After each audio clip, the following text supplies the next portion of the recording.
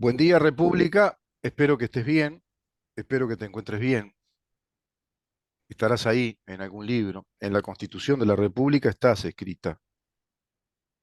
En textos legales estás escrita. En el Código General del Proceso, en el Código Penal, que aún no han tocado demasiado. Parece que hay un proyecto del doctor Camaño. ¿Se acuerdan del doctor Camaño? Quien habló a puertas cerradas con el fiscal Juan Gómez. ¿Cómo para que sacara a Fossati, que no valía la pena que siguiera con la investigación vinculada a esa organización compleja para delinquir a nuestro país, que tenía que ver con los trámites que aceleraban, que repetían desde el año 2013 hacia prácticamente la fecha de la investigación de Fossati, ciudadanos rusos, evidentemente espías, ¿no? Agentes rusos, agentes políticos, espías, terroristas, que están dando vuelta por acá, ¿no? Según el escribano Álvaro Fernández García, más de 10.000 él había certificado. Es decir, certificó notarialmente partidas de nacimiento, partidas de función, tramitaron cédulas, libretas de conducir, es de todo, no se agotaban los pasaportes. Pasaportes son la vía fundamental de entrada y salida, de tránsito, de esa escuela del espionaje ruso que lo hemos comentado en varias ocasiones acá, que tiene que ver con aquella escuela creada por la KGB, una escuela universitaria en Moscú, que preparaba a los agentes rusos para desplegar ese plan estalinista de expansión del modelo soviético. Entonces introducían espías que evidentemente hacían espionaje industrial, tecnológico, en los países centrales, poderosos de Europa y en los Estados Unidos, fundamentalmente. Pero hoy por hoy el espionaje se diseminó por todas partes porque sabemos que hay un eje poderoso, geopolíticamente poderoso, constituido por Rusia, China e Irán, que trabajan a nivel mundial. Y no es casualidad que aquel avión de Emrasur que Uruguay no dejó aterrizar porque le avisa el gobierno paraguayo, que a su vez le avisan desde inteligencia, desde los Estados Unidos, que ese avión no tenía ruta de vuelo, que hacía tiempo que hacía esas maniobras extrañas, que no tenía autorización alguna. Sí, no había una ruta de vuelo comercial, nada por el estilo, y que era muy peligroso. Bueno, aterriza en Argentina y todos sabemos lo que pasó. La justicia argentina descubre que habían 5 agentes Quds, es decir, agentes de los comandos más radicales, peligrosos del régimen iraní. Son los comandos militares, paramilitares de choque que defienden al ayatollah y al régimen, que es un régimen teologal, autoritario, totalitario, pero que tiene hacia las bases sociales un modelo socialista.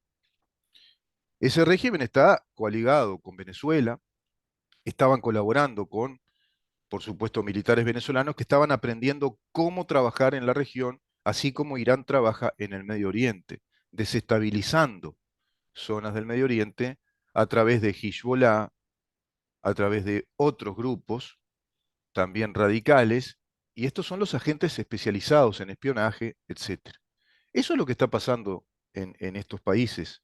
Eso es lo que está, digamos, trabajando a la sombra clandestinamente hoy por hoy en esta nueva Guerra Fría, que repite muchas cosas de aquella guerra que había nutrido aquellos comandos terroristas como eran los Tupamaros en aquel entonces y otras fuerzas revolucionarias armadas que pretendieron derrocar a nuestro Estado de Derecho, a nuestra democracia, a nuestra República soberana.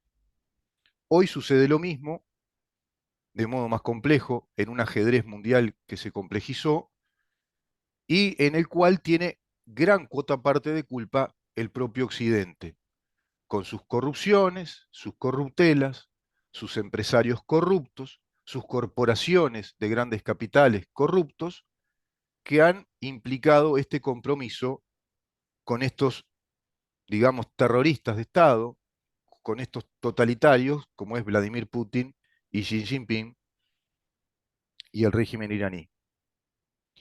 Es impresionante lo que está pasando. Y a su vez, un plan global que nos plantea un modelo político, económico, social, que configura la concepción, básicamente, para decirlo bien claro, de lo que se considera o se estudia como un fenómeno revolucionario marxista que asume la línea de Antonio Gramsci, es decir, la línea del marxismo cultural, tomar los aspectos culturales de nuestros países, básicamente nuestra cultura económica, jurídica y nuestro sistema educativo, para transformar la sociedad hacia los paradigmas de un socialismo marxista. Eso es lo que está pasando en el mundo. Y nuestro país, y nuestro país es cómplice de eso, está integrado a ese plan global, está integrado a esa agenda, y este gobierno está integrado a esa agenda, es cómplice de todo eso. Y de ahí que podemos interpretar a cabalidad que a pesar de tener, o digamos que con el mérito de haber obtenido un 54% de mayorías parlamentarias, un porcentaje altísimo de componentes parlamentarios, de legisladores en este periodo de gobierno, para poder legislar un montón de cambios que son necesarios y urgentes desde el punto de vista de nuestra República y nuestro Estado de Derecho, para aquellos que asumimos esa perspectiva liberal de nuestra democracia liberal con la ética republicana que ello significa, igualdad ante la ley, la separación de poderes, juicios de garantía, libertades individuales, sin la imposición de una ideología que tiranice desde el sistema educativo, por ejemplo, que tiranice desde el sistema de justicia a nuestra población, porque además esa ideología, como la ideología del género, la ideología del igualitarismo social o de la igualdad, de la inclusión, le llaman también, con leyes de cuotas, leyes de paridad, este sistema fiscal adversarial que rompe con el debido proceso y las capacidades, las potestades o las atribuciones jurisdiccionales del Poder Judicial y los jueces de instrucción, rompe con todo eso, rompe con el artículo 15, 16 de la Constitución, una Fiscalía General de la Nación como un servicio descentralizado que designa a través de una oficina DPA, un triunvirato de fiscales que designa fiscales según los casos penales que se suceden, violando el artículo 19 de la Constitución, se viola el artículo 20 también.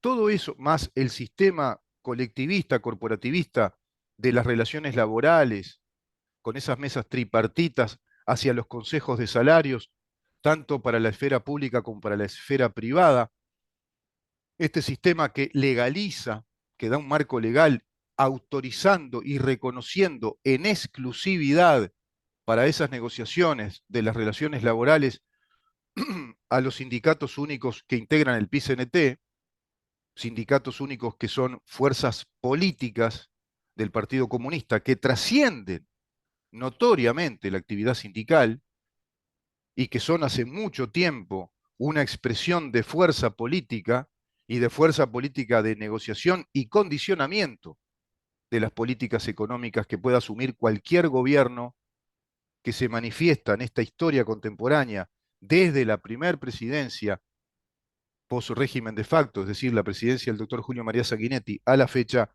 como gobiernos peregrinos, temporarios o temporales, que no tienen el poder del PIT-CNT, que perdura como un Vladimir Putin dentro del país, que perdura a través de los quinquenios y las décadas dentro de este sistema colectivista que privilegia al Partido Comunista de Uruguay con este sistema corporativo de negociaciones colectivas y consejos de salarios que establecen en esas negociaciones cupulares, en esas cúpulas jerárquicas de negociación, todos los condicionamientos económicos, estructurales, laborales para todas las empresas privadas y públicas del país.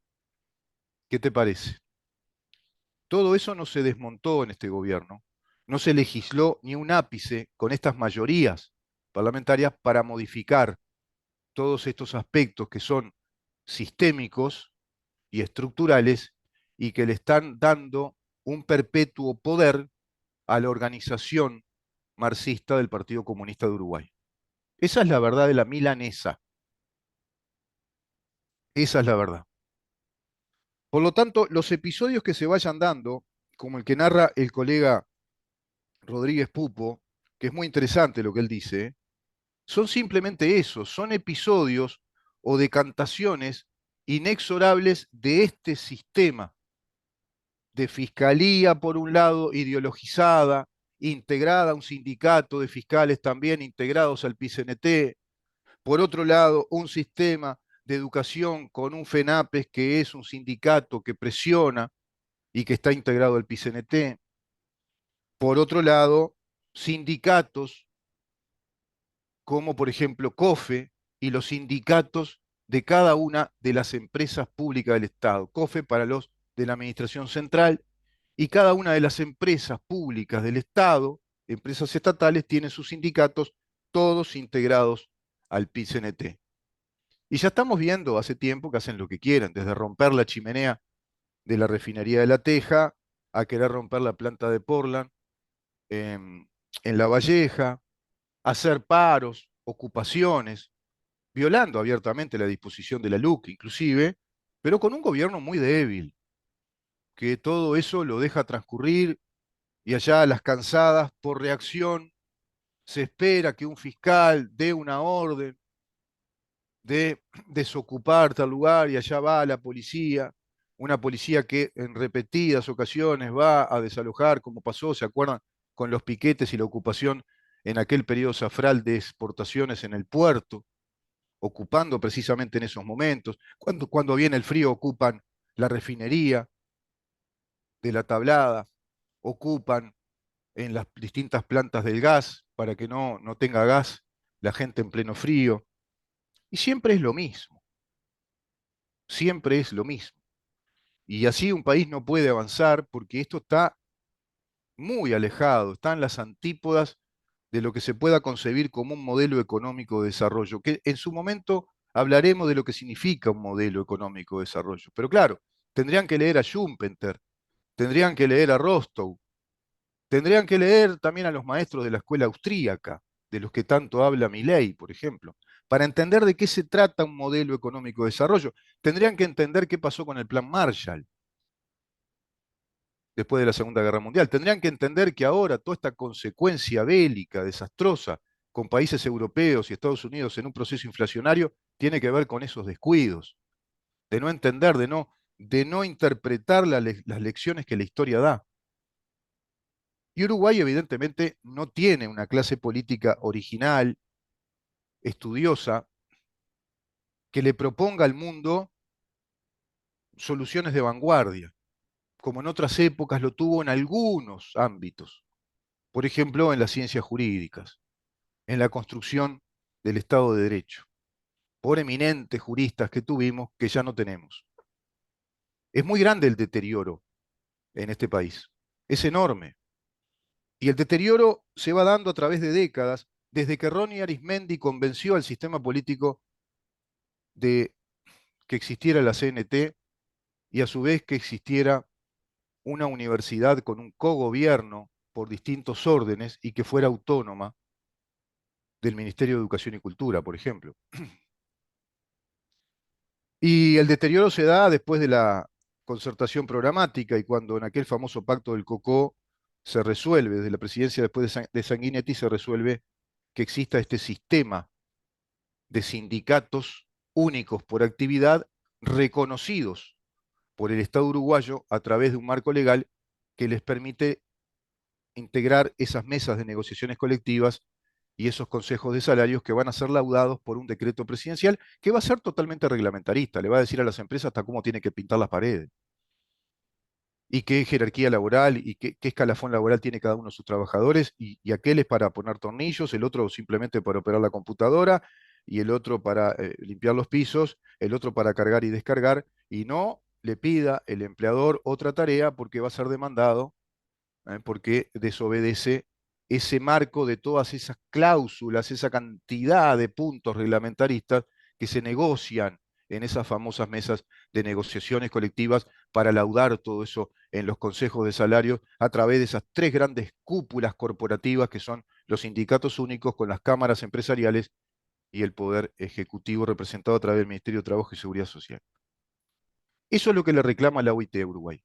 Por eso está en la lista negra, porque no responde al convenio 98 que plantea la naturaleza sindical libre, plural, con libre disposición de voluntad. Los sindicatos deben ser una organización espontánea, de acuerdo a las necesidades que surjan, de acuerdo a los intereses en común que tengan esos trabajadores o aquel derecho que haya sido violado en común a varios de ellos y que entonces se manifiesten como una organización de trabajadores con la fuerza negociadora para ir a un ámbito de libre voluntad a negociar libremente trabajadores y empresa y establecer claramente, de acuerdo a los estatutos de esa empresa, lo que es negociable y lo que no es negociable.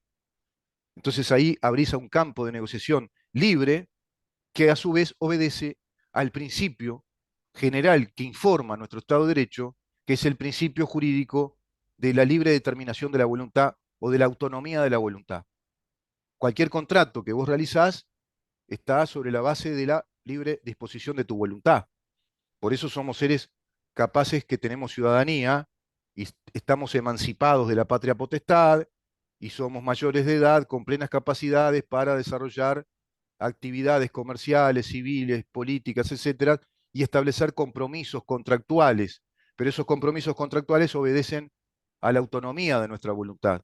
Lo hacemos porque queremos, porque tenemos ganas de hacer un contrato de compraventa, porque tenemos ganas de hacer un contrato de préstamo, porque tenemos la necesidad de hacer un contrato de alquiler y decidimos con quién porque nos parece que es lo mejor y hacemos con nuestro dinero lo que queremos hacer porque es nuestro dinero el que nos ganamos en lícito derecho de acuerdo a nuestro trabajo, ajustados a derecho de acuerdo a nuestro emprendimiento, que en definitiva es lo mismo, nuestro emprendimiento empresarial, comercial, que es nuestro trabajo, es nuestro laburo. Pero tenemos un modelo que hace años que se mete con nuestro dinero, se mete con nuestro laburo, se mete con nuestras libertades y tiene que ver con todo esto que estamos hablando, con este sistema corporativo prebendario del Estado, de las negociaciones colectivas y los consejos de salario, dándole total poder al enemigo de nuestro Estado soberano y de nuestra democracia representativa liberal, a la cual el enemigo, Partido Comunista de Uruguay, desde el PCNT, quiere tirar abajo porque eso está en su doctrina, en su ideología política de poder. Manifiesto Comunista, 1848, escritos filosóficos y económicos de Carlos Marx. Lean, muchachos, lean. ¿Entienden con quién están hablando cuando hablan con el Partido Comunista y negocian y pactan? ¿Entienden eso? Sí, creo que sí, pero no les importa. Algo habrán arreglado. Entonces pasa esto que dice Rodríguez Pupo, los hijos de no son novedad en la farándula uruguaya. Bueno, esto también tiene que ver con el nepotismo, que es típicamente uruguayo, acomodamos al hijo, acomodo a mi hijo, a mi sobrino, a mi prima, qué sé yo, a mi esposa. Eso pasa siempre, es un fenómeno, diría el doctor Ramón y Cajal, un fenómeno de los mediterráneos, los latinos, o pasa en Italia, pasa en Portugal, en España. Somos un desastre en eso los latinos. Y Uruguay no es la excepción. Los hijos de no son novedad en la farándula uruguaya, no son la excepción, podría decirse que son la regla. Es normal que muchos muchachos mamen de sus padres o tíos o hermanos mayores el gustito por la cosa pública. Es verdad lo que dice el colega Pupo acá. Mires por donde mires, aparecen ejemplos, y como todo lo humano, los hay buenos, malos y regulares, pero hay hijos de que hacen triste honor al término. Uno de ellos es el simpático ingeniero Kramerman, dirigente sindical de OCE, dirigente sindical de OCE, hijo de un ex ministro de Industria del gobierno del Frente Amplio, ¿se acuerdan? De Kramerman. Un muchacho que no solo opina, como si fuera director de OCE, también opina de inversiones, del déficit fiscal, sabe más que Montero, que Alfi, que Arbeleche y que la calle juntos, y en su lógica mesiánica se siente con derecho de colocar bombas de humo en el edificio del ente. Es decir, este muchachito metió bombas de humo en OCE. Primero dijo que no, después atribuyó al gremio, esto al sindicato, quiso culpar al sindicato, y al final terminó confesando que fue él que hizo esto. La idea era generar cierto grado de terror a autoridades y en medio de una tremenda crisis climática, además, con todo lo que está pasando, además con el tema del agua, y justo no sé, y va a tirar bombas de humo. Un desastre, ¿no? En el mundo civilizado es cuando las sociedades más se unen, ¿no? Cuando hay una crisis, se supone que si tenemos un mínimo espíritu de unidad nacional, de unidad como país, nos tenemos que unir acá, no dividir. Bueno, no, ellos siguen dividiendo, dividen, dividen. Ahora, ¿qué va a pasar con esto? ¿Va a haber un sumario? ¿Lo van a apartar del cargo? Esto es un acto delictivo, una de las causales taxativas de despido de un funcionario público.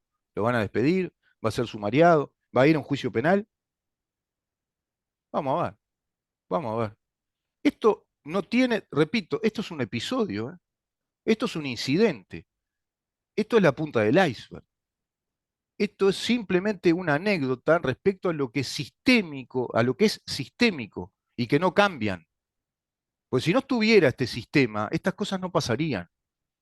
Si no tuviera este enorme poder político, de acción política, de cobijo, pues seguramente lo van a proteger y lo van a cobijar de todas maneras, porque a su vez lo va a proteger también la fiscalía ideológica, porque son compañeros, lo van a proteger. Además es el hijo de Kramerman, un pope, una connotada figura del Partido Comunista que integró el gobierno del Frente Amplio. No creo que lo toquen demasiado, pero cometió delito, el delito incluso terrorismo, tiene que ser apartado del cargo, evidentemente. Iniciarse un sumario, una investigación administrativa, sumariarlo, apartarlo del cargo y llevarlo a la justicia penal. ¿Pasará? Y bueno, esto lo pregunta también Pupo, ¿no? Dice, el caso pasará a fiscalía y allí se indagará y morirá. Cuando se atenúen las responsabilidades, irán a una negociación, irán a un juicio abreviado, negociará, atenuarán el caso, se supone, derivarán el tema hacia el mundo laboral sindical, que eso al final quizá lo empiecen a marear y a confundir con que fue una tarea sindical y que fue malinterpretada o que se trató de esto. Van a ver que viene por ahí la cosa, punto de fuga se le llama. Y si todo eso pasa y no pasa nada en materia penal, me animo a profetizar que pronto ya no habrá país, dice Pupo. Seremos una colonia más de los hijos de los integrantes del Foro de San Pablo, de Caracas y de La Habana. Y luego pregunta, creo una pregunta pertinente. ¿Vos decís que exagero? Yo les pregunto a ustedes también. ¿Ustedes creen que exagero yo acá, asumiendo las palabras de Pupo? ¿Me hago eco de estas palabras? ¿Ustedes creen que exageramos acá? ¿Ustedes creen que formamos parte de esa colonia o esa comunidad de los teóricos del complot? ¿Ustedes siguen creyendo eso? ¿Ustedes creen que esto es la parafernalia de la paranoia donde encuentro marxistas en todos lados? ¿Ustedes creen eso? ¿Ustedes creen que se exagera? Nah, tu incredulidad ya es tardía y es insuficiente. Se dejó pasar mucho tiempo, se procrastinó, esa es la palabra que está de moda. No se atendió. Procrastinar quiere decir aletargar, postergar la solución de algo importante y urgente. Cuando hay algo importante y urgente que solucionar, es a lo que tenés que priorizar, atender para encontrar la solución y no dedicarte a otras cosas. Eso ha hecho este gobierno. Se dedicó a otras cosas, a temas laterales, a temas que no hacen a lo medular, que no hacen a las políticas de Estado, que obedezcan a los principios republicanos democráticos de nuestro Estado de Derecho, como lo escribe, lo consigna, lo prescribe. ¿Te gusta todo eso? Nuestra Constitución y nuestras principales leyes que aún están vigentes, que aún están vigentes. Código Civil, Código General de Proceso, Código Penal, leyes laborales, convenios como el 98, Constitución de la República, derecho administrativo, todo eso va siendo paulatinamente desmontado a través de pactos políticos sucesivos que se convierten en actos legislativos aberrantes que nos van dando golpes de Estado técnicos y de todo ello el sistema político todo es cómplice. Vamos a una pausa y quedamos con una nota que tiene que ver, muy interesante, se la recomiendo, tiene que ver con los antecedentes del golpe de Estado, porque si no, nos quedamos siempre con el golpe de Estado y con nunca más y el nunca más de un golpe de Estado, pero nunca hablamos de lo que provocó el golpe de Estado, cómplices también. Vamos a eso. Quedan con esa nota espectacular con el coronel licenciado Alfredo Bravo y nosotros nos reencontramos mañana con un programa mañana muy potente, con muchas cosas muy importantes, muy interesantes, lo mismo que el programa del viernes. Así que a partir de las 10 de la mañana seguimos preguntando a través de CX30 Radio Nacional en dónde estamos. Chau.